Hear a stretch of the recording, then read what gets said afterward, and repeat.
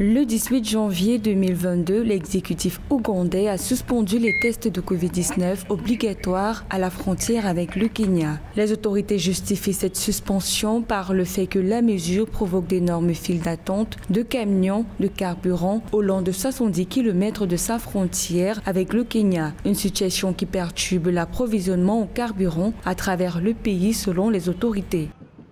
Cette suspension est un couteau à double tranchant. Je m'explique.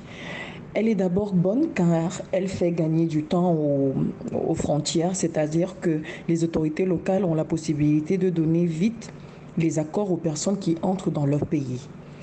Elle est mauvaise parce qu'on a là un risque de voir la courbe de l'épidémie de Covid-19 grimper et ainsi avoir une incidence sur toute l'économie, tant sanitaire que sur la population elle-même.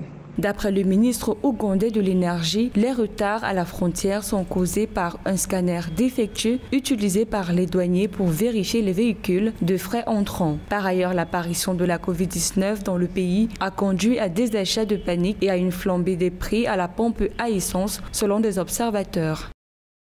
On peut espérer dans les prochains jours plus de contamination, plus de décès liés au Covid, une nouvelle période de confinement et qui dit confinement dit aussi une économie au ralenti.